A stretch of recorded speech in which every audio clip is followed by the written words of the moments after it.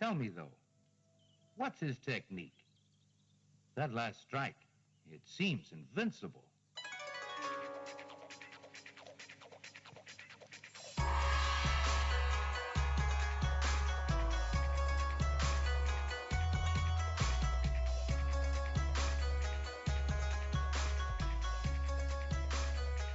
Hello and welcome to Sons of the Dragon, the Immortal podcast.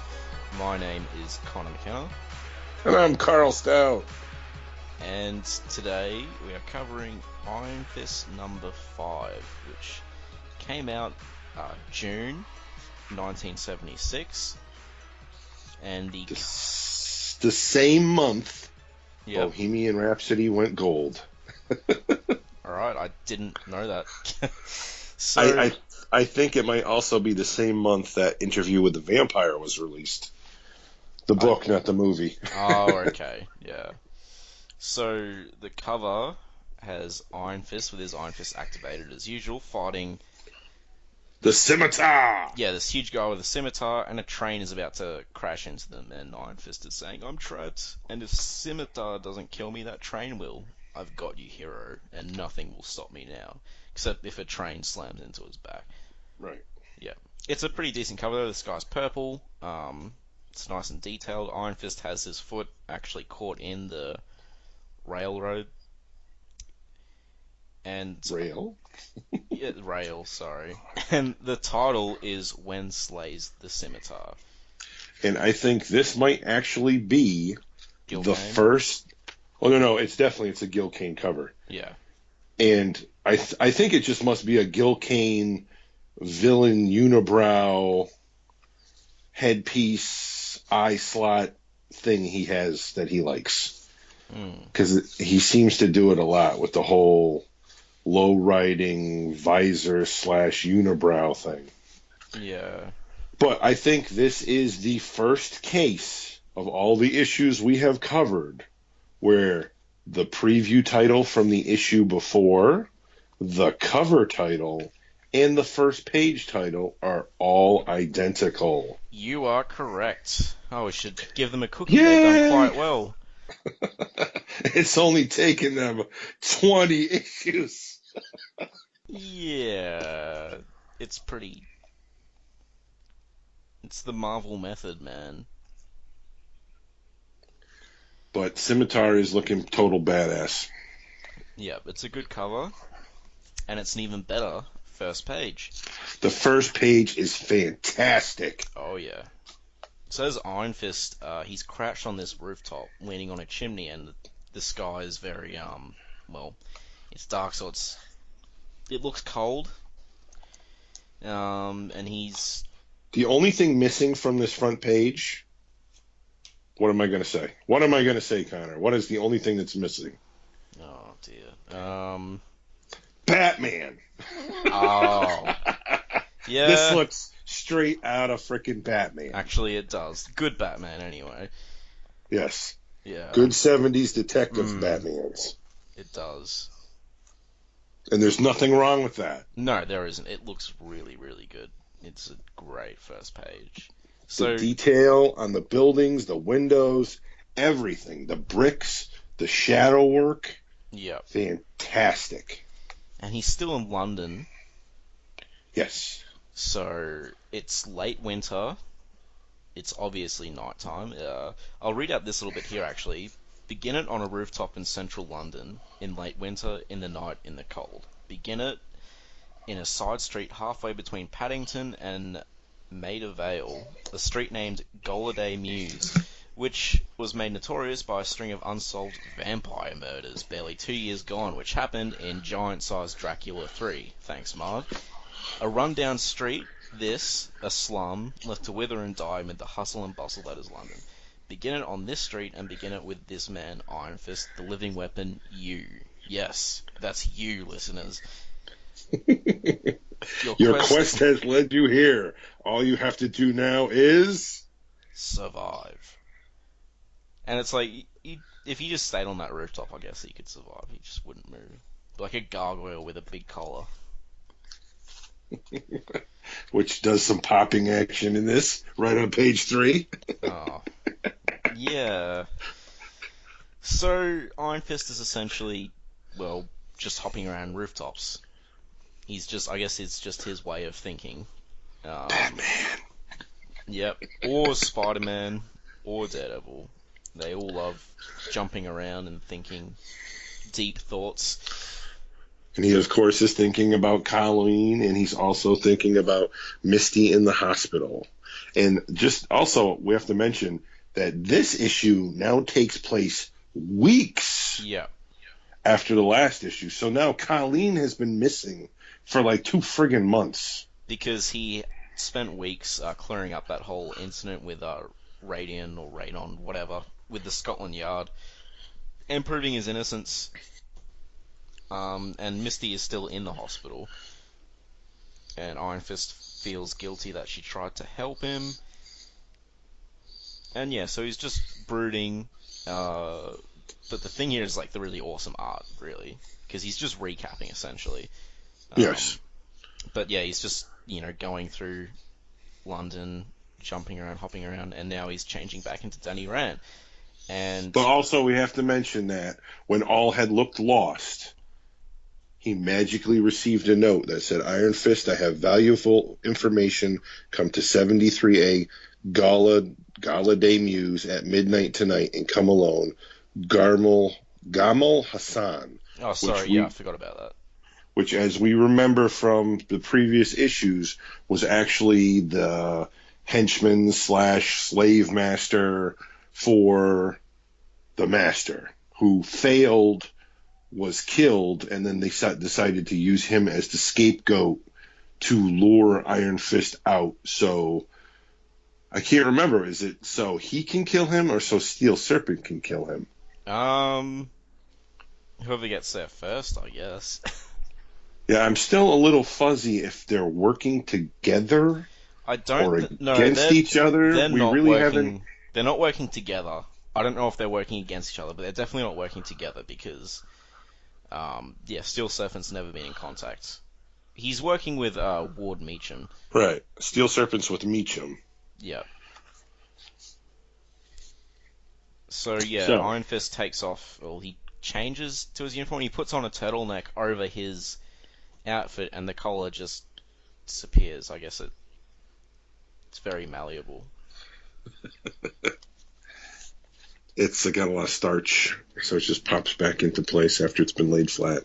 Yep. And I do have to say the whole brown Dockers and the reddish brown coat with the headpiece actually kind of works a little bit. Yeah. And then he takes it off and ruins it all. So.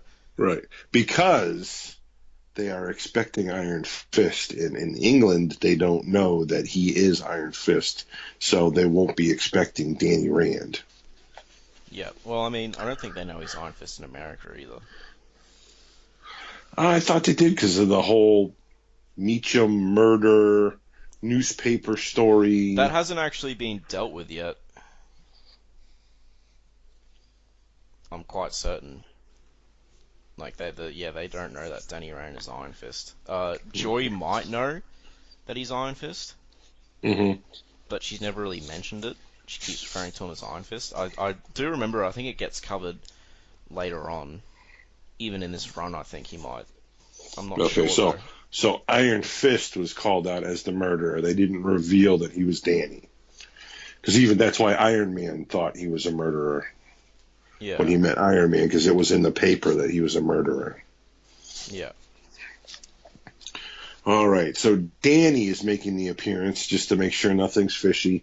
And, of course, he runs into a street fight that's almost similar to what happens on his second appearance in issue 16. Yeah, a bunch of guys just wailing on someone in an alleyway. Big time, with almost the same weapons.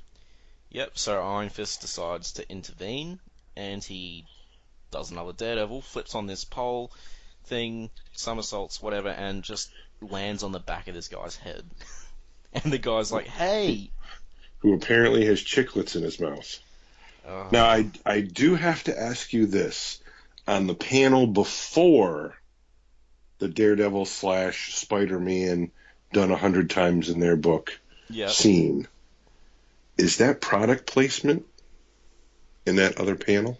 Sketch Pro? Sketch Pro pad with a pencil. I'm going to look it up. Because it just seems a little out of place. Like that elevator that we never found out about. To have a product name on something flying through the air that's so trivial. So while he's looking that up on the next page... Yeah, I can't find it. Well, on the next page is actually a Slim Jim advertisement, but on the page after that, Danny again is pulling some ballet maneuvers as he like springboards off the guy he just did the triple flagpole flip into the back double back kick. That guy should be dead. Yeah, oh yeah, definitely. Spine busted in half.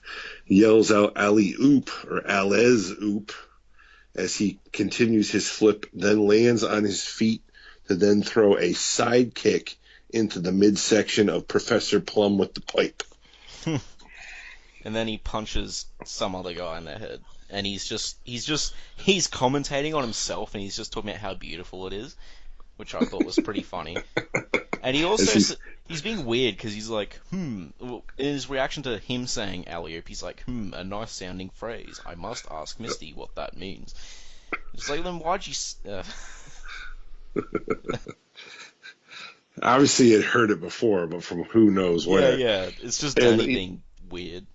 And then he's commenting as he's basically, kicking these guys' asses, saying that, they're just bruisers, more with numbers and muscles than any technique or just with raw power.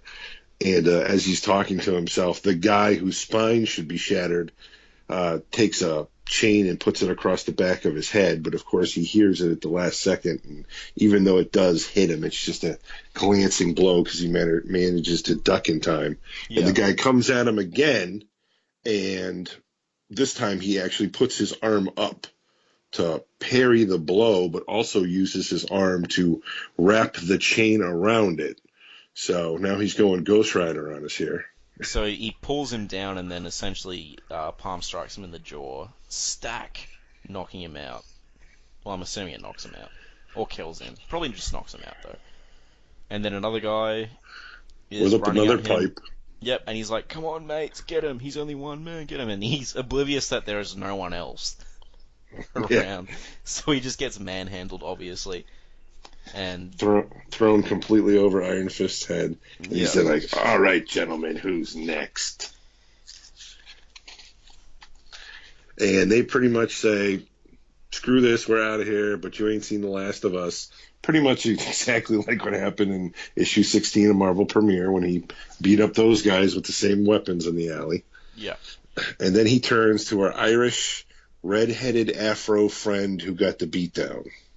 Yep, and he's like, oh, that's right, there was someone getting beat up, I forgot about that. Or he'd almost forgotten about the man that was originally attacked. Oh, when it comes to fights, Alan, me boy, you sure know how to pick 'em. Oh, please stop. So... he's a leprechaun. Alan... Danny introduces himself, and then Alan's like, yep, American, I guess, and he says, my name's Alan, blah, blah, blah, and he's Irish. And it's like, okay, so I'm just going to announce that I'm Irish for some reason. I think it's pronounced Kavanaugh. Yeah, I don't even know. I'm going to go with Kavanaugh, but we'll refer to him as Alan from now on. Yeah. And so Alan just announces that he's Irish, and it's like, oh, I guess that's cool, man. Yeah, thanks for telling me that. I guess it's just like, hey, readers, look, this guy's Irish. It's like, we didn't get that from the red afro and him talking like a leprechaun. And the giant pork chop sideburns. Yeah. God. So... if Wolverine had a bad perm... So Iron Fist says, this was more than an ordinary assault. And then Alan's like, you're nosy, ain't you? And then Iron Fist apologizes, then Alan just proceeds to tell him his life story anyway. No, you gotta say with the actual word bubble. Oh, I'm sorry. I didn't mean to pry. Oh, that's okay. Now I'm going to tell you my life frickin' story for the next 4 panels. Which is pretty much what goes on. Basically, Alan... I'll give you the skinny of it, since I'm not going to read it all out. Basically, Alan used to be work for the IRA. He set off bombs, and then he set off a bomb that misfired, and it killed a bunch of innocent people. So then he decided he'd had enough killing, and he told the IRA he was leaving, and he went to London. And every time a bomb goes off in London, the police are all over him, and these guys as well are all over him, like the IRA. And it's the thing is like, so you don't think anything else you were doing in the IRA is bad? Just that one bomb that misfired, jerk. Yeah. Blowing up other stuff is fine as long as no people are involved. So yeah, and as he's finishing his story, you see him Sniper and scope. Danny, being viewed through a pink, red, whatever sniper scope. And one of the master's goons are saying they're heading into the warehouse and there's still no sign of Iron Fist. He's worried that they'll spring the trap and they'll miss Iron Fist. And Scimitar says, "You worry too much, Rakim. Iron Fist is here. I can feel it in my bones." And he says if those two young men are involved, then they too must die. Dun dun dun. And then he unsheaths his giant sword. Same sword as what's on the cover. Perhaps the slaughter of two innocents will draw Iron Fist into the open. I hope so, Rakim, because I dearly want to kill him. Because, yeah. Anyway, Alan's just following. Yeah, Alan's just following Iron Fist, and Iron Fist is like, "Oh man, I wish he stayed on the street like I asked." And Iron Fist is like, "No, if there's something going on." No, Alan says, "If there's something going on here, I want to know it because it's my turf or something." And Danny's just like, "Well, whatever. It's your funeral, It's your pal." Gods of Kunlun. Holy Mother of Mary, Mother of God. And pink clovers. oh my god. So they see, and it's a man, rather it was a man, Major Gamal Hassan of the Halwani Revolutionary Army. And he's hanging up, he looks like he's nailed into the wall. Yeah, there's like 4 giant railroad spikes. 2 in his arm, 1 in each armpit and 1 in each elbow pit. And there's a cool shadow effect there. Yep. Makes him look like a big, scary crow monster. But yeah, it says, "Thus die all traitors to the master." That's like what's pinned on his chest. So it's a trap. And goon number 2 hops out with the other guy who had him in his sniper scope from earlier. This guy we haven't met yet. He's got a goatee. And he says, "Die, infidel dogs. In the name of the master, die!" So while he's talking, Iron Fist mentions he talks too much, so Iron Fist was able to spot an exit. So he essentially just barrels through the door and then kicks another door open and goes out into an alleyway. And he tells Alan to help him barricade this door. And it's very misty here. There's a lot of fog and smog and stuff in this alleyway. So Danny uses that as an opportunity to leave, slip away, and there's a cool 5 panels here as he's walking through the mist and changing into his outfit. Yes, as he's walking through every panel, he has less street clothes on as he's taking out gunmen and putting on the Iron Fist outfit. So by panel 5, he's taking out, I think, gunman number 3 and in full Iron Fist gear, which is cool. Oh yeah, and he brings up Spider-Man. Yes, in the team up that never happened. So Iron Fist remembers, right? Yet Peter Parker didn't even remember it by the end of the book. I guess Iron Fist is different because he's weird. Because of his chi focus and power and stuff. Mystical city Shangri-La. Yeah. I guess we'll get a definite answer though when we get up to their next meeting, which is a while away, but the mystery will be solved. So he takes them out, and he doesn't believe that this is it. He's like, there's gotta be more. There's a big shadow looming behind him in the smog, and it turns out he's not the only one who can use smoke to his advantage. And Iron Fist goes, "Ah!" as he screams out in pain as the scimitar Slashes him. across the back. But luckily Iron Fist moves out of the way at the last second and only gets sort of grazed. And then Scimitar says he's quite impressed as he can't recall any time someone has dodged his king hit stabbing in the back Scimitar blow before. And it's like, well, yeah, I guess it'd be pretty hard to dodge that. Yep. Now you face the master of the bladed weapons. You face Scimitar, and I am going to kill you. And Iron Fist is like, yep, heard that before. Nearly every issue I've heard that. So, and I'm still here. Now they start fighting. Yes. Of course, he goes with the big overhand chop, which Danny obviously easily evades, which he then goes to a double-footed kick to the midsection, which sends the Scimitar flying, but he gets right up as if it was nothing and swings his sword again to be parry-blocked. And Iron Fist then uses this opportunity to disarm Scimitar and throw him across the room into the wall, but again, doesn't really seem to do much. Scimitar comments that he is a warrior bred to his task for generations. So he's essentially, well, another living weapon, except he's a scimitar as opposed to Iron Fist. And Danny comments, the man's like granite. I punch, and he doesn't feel a thing. All the while, the wound in my back is weakening me. I've got to gamble on the Iron Fist. So he does that, and it cuts to Alan. He's like, oh, the fight's heading towards the train yard. I better get down there. His Iron Fist's new best friend, or Danny's new best friend. And then Iron Fist, it becomes like unto a thing of iron, and then, no, curse the gods, no, at the last second, he moved, I hit the wall, and Scimitar's just going, ha ha ha ha, just laughing. Shikow. Yeah, Shikow. Shikow, bub. So Iron Fist missed. He missed with the fist, which sends them, both of them, flying out of the building through midair uncontrollably.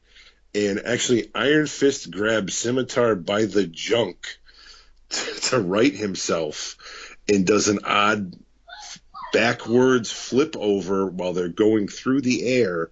So Iron Fist actually lands on his feet first, so he can then throw Scimitar as he's coming in for a landing. Yeah, he manipulates himself, like his body, so he lands first, like he does an air maneuver, like Daredevil. So all these street levels have some things in common, well, except Frank. Frank's just sad. And Scimitar pulls one of his other knives from his outfit out, and now they are fighting directly on the railroad tracks, and there is a train coming in the background. Yes, Keen Oswald notices a train just steaming towards them as they're bickering, and Iron Fist, like, Scimitar is slowing down. He's getting tired and stuff, so Iron Fist is edging him out in the stamina race, which is pretty impressive considering he just used the Iron Fist, even though he missed it. Mm-hmm. But yeah, they're fighting with each other. They both got each other's. Well, Iron Fist has him by both wrists. Yeah. And Scimitar is just like screaming in his face, like you can't stand against an earthquake. And then they both look at the train, and it's a pretty priceless panel. Yes, they both got their mouths gaping, and one's going, "Beard of the Prophet," and the other one, and Danny's like, "Oh my god!" And just Danny's face, like the mask seems to morph. Yeah, it's quite Deadpool. Yeah. And then we cut to a scene of where they obviously jumped out of the way. They're both on separate sides of the train, and he's just wondering, this is why moms tell their kids not to play on railroad tracks. Yeah. I wonder if Scimitar got away as the train's whipping by him, and then the train leaves, is gone, and Scimitar is not standing on the other side. Yeah, and Iron Fist's like, he's gone, and Alan goes, hey, he's over there. He's heading to the station.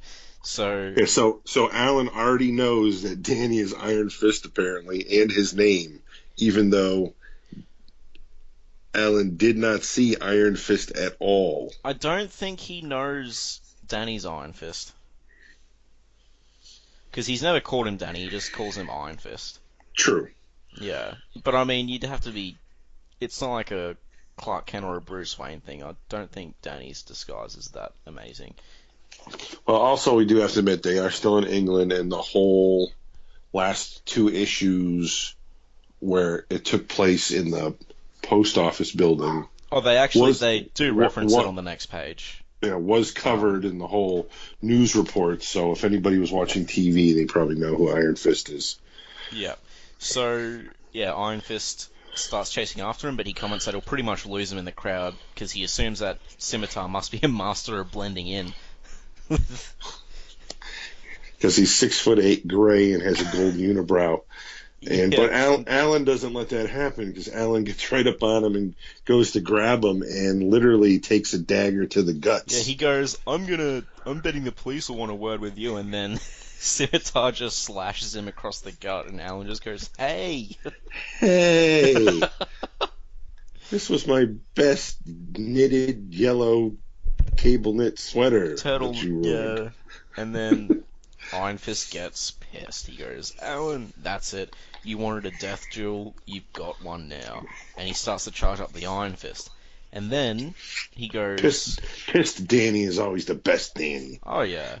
And then he goes, wait, what are you, a warrior or a true martial artist? Or a slave... A warrior, a true martial artist, or a slave to the power you won from Shulu the Undying? Do you rule this Iron Fist of yours, or does it rule you? After all, if the power is everything, then what matters the man? So he decides to fight Scimitar without using his dragon chi. Right. I love that he addresses this, because yes, it is used too often as like the end all of end alls. Like, once the fist comes out, look out. and it's like if he's supposed to be that good, then maybe he shouldn't have to use the fist all the time. It does take away from his abilities. Right, because like Shang-Chi don't have the Iron Fist. Yeah. That being said, Iron Fist being able to use the Iron Fist is still very impressive, but it's nice that they do address this. And yeah, so he beats the crap out of Scimitar. Yep. Like I said, pissed off Iron Fist is always the best Iron Fist. And he pretty much does a death blow, but it doesn't kill Scimitar, because Scimitar is, 6 foot 100, and is not felled easily. Right, and again, like granite, so a killing blow is not the same to this knocks guy, him out, obviously. though. Yes. Like, he's KO'd.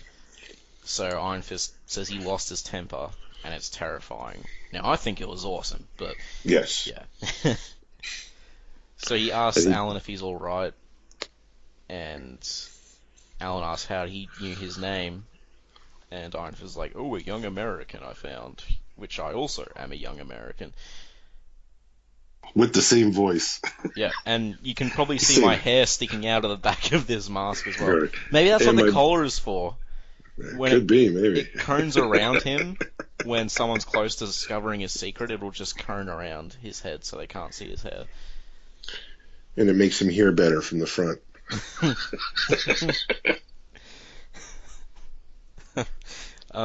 So, yeah, Alan mentions that everyone knows Iron Fist's name because they read it in the papers. Yeah. About that huge fight which, destroyed a building. A really tall building. So, and Iron Fist is like, well, why'd you try to stop Scimitar? And Alan's like, oh, because he would have killed again if he got away and he had to stop him.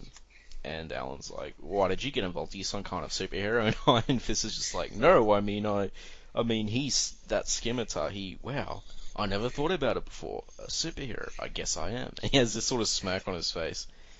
And Alan's like, yeah, that's good for you. Can you please get me to a doctor before I bleed to death? And Iron Fist is like, oh yeah, sorry. And then he's got a proposition for him. He's got a proposition for me new pal, Danny Rand. A proposition I don't think he'll refuse. So then it cuts to the Gerard Aldin in Hawan. Sorry to anyone if I'm mispronouncing this stuff. I'm a filthy Australian, so... And the fortress is old, part of the mountains that surround it, a place feared and cursed since before man's memory, a place of demons this, a place not so much of earth, but of hell. And it shows this big fortress in these mountains with some, well, there's some stuff going on in the middle. Yes, I liked how they did that too, because it's actually the wall of the fortress is that panel. Yeah. And it has Colleen screaming and looking weird and like all sort of wobbly, psychedelic, bent out of shape. And she screams so much these past months. Her throat has burned raw and her mind shriveled into dust, twisting and twisting. A woman finally irrevocably broken. A woman who can no longer call her mind, her body, her soul her own. A woman damned. So it turns out that Angar the Screamer is the one doing this to her. And this is Colleen, I should point out. She's begging for mercy on the floor in that panel. And then we see Angar the Screamer and the Master standing behind him. And the Master's like, are you sure you haven't failed? Because my, last guy failed. Yeah, Hassan failed. And then Angar's slave like, master. Nope, I really haven't failed. Just check this out. And so they send he says, Colleen, love, there's a friend here to see you. And she's like, friend? I need a friend right now. And she looks through the door and a shadow comes through and it turns out, is it Iron Fist? He has this grin on his face. And her face gets angry as she sees him. And she says she hates him. And she goes, Kai, and kicks his head off. And it's a robot, though. Yep. And the Iron Fist robot looks sad as that happens. Yes. It's a bad day for the Iron Fist robot. And Angar's like, yep, you see, Master Khan? She's totally indoctrinated. And next, Iron Fist is forced to fight a battle he cannot win. A battle wherein he must either die or kill his best friend. Deathmatch. So, that was a good issue. I liked it. Yes. It was a bit strange. It was a bit strange, but with like the whole, oh, you're nosy, I don't mean to pry. That's okay. Here's 4 panels of my life story. Now we're best friends. I found that believable. I did think it was funny how Alan just like immediately just clang on to Danny and just started following him everywhere. Like, that last panel is actually that last page actually is really good. Yes. So's the psychedelic screaming panel. Yeah, the last 2 pages are really good. Although Angar is, John Byrne does the whole psychedelic thing very well. Yeah. But artwork-wise, this entire issue is spot on. Yeah, I really enjoyed it. I was a bit confused at a couple of parts, like you were, and I think the standout for me for the issue was that makes it a must-read for any Iron Fist fan. Doesn't matter if you haven't been up to date in the whole Colleen arc. If you've just read like the first few Marvel premieres for his origin, read this issue because it does address that question of relying on the Iron Fist too much when he's had all this training. Mm-hmm. And he was a formidable weapon before he got the Iron Fist. Correct. I mean, he did, beat up the dragon before he got the Iron Fist, so... Because, and the other thing is, it's about his martial prowess, but it's also about his, brain. He's such a strategic fighter. And when he just punches everything, like he does a lot nowadays, it just takes away from it a bit, I think. Correct. And next issue is some classic stuff. Yep. Next issue is good. But you'll have to wait and find out if the title is consistent. Because now Connor's going to read you 5 minutes of mumbo jumbo about where you can, 1, find the story, and then where you can find us. Go! What if I don't? You always do. Yeah, but now and I don't have the crap written down, so I can't do it. Now you're being mean. What if I don't want to anymore? All right. Well, this is issue number 5, right? Yes, it is. Yes. You can buy the single issue. You can find it in Iron Fist Masterworks Volume 2. You can find it in the Epic Collection. Is it in that one? Yeah, it's in the Epic Collection. It's in the Epic Collection. It's in Essentials. the Iron Fist Essential. Essential. It's in black and white. Connor's favorite. And even though you haven't said that much lately, so I think you're digging the whole John Byrne colors. Oh yeah, I've been reading pretty much since Burnside. I've been reading it in color. It's been great. Yeah, so, and obviously you can also get the single issue. I don't really know how much it goes for. It depends what quality you get, really. Anywhere from, like, say, about $5 to $20. Yeah. So, yes. Oh, and sorry, I forgot to read out the credits at the start. So, Chris Claremont was the author. John Byrne was the artist. Frank Chiaramonte, he was the inker, and he did quite a good job of inking, I must say. Joe Rosen's the letterer. Phil Ray, I'm sorry, Phil, wherever you are. He was the colorist, and Marv the Wolfman was the editor. Good stuff. Good stuff. Alright, so I'll spend my 10 million minutes reading out where to find us. So you can contact us at sonsofthedragonpodcast@gmail.com. Send us anything interesting, send us mail, send us comments on what you thought of the issue and stuff. We have been getting feedback, like on Facebook and like Twitter and stuff. I mean, so yeah, we haven't had people telling us we're wrong that much. We have had it once, and but if you have any thoughts as to our lore speculations and stuff, feel free to send us an email or ask us about different characters we like. Ghost Rider. And you can also reach us at our Facebook, Sons of the Dragon, the Immortal Iron Fist podcast. Oh, sorry, that's wrong. The Immortal Iron Fist podcast, Sons of the Dragon. That got changed a while ago. Our Twitter is at Iron Fist Podcast. Our SoundCloud is soundcloud.com/Sons of the Dragon, all hyphens where the spaces are. Our YouTube, Connor Karl, just search YouTube for Iron Fist Podcast. You'll find us. Find us, yeah. And it is our WordPress as well, Sons of the Dragon, the Immortal Iron Fist Podcast.wordpress.com. And we're on iTunes as well, so feel free to rate us on iTunes. If you rate us less than 5 stars or something, just let us know what we can improve on, and we'll be happy to do that.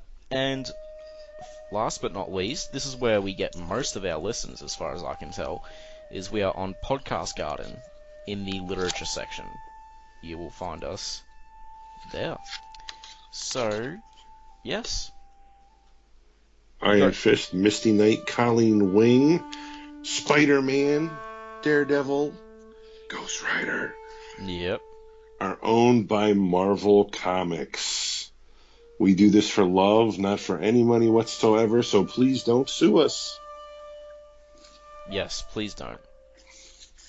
And so, until next week when your whatever is onto a thing of iron, peace! Peace!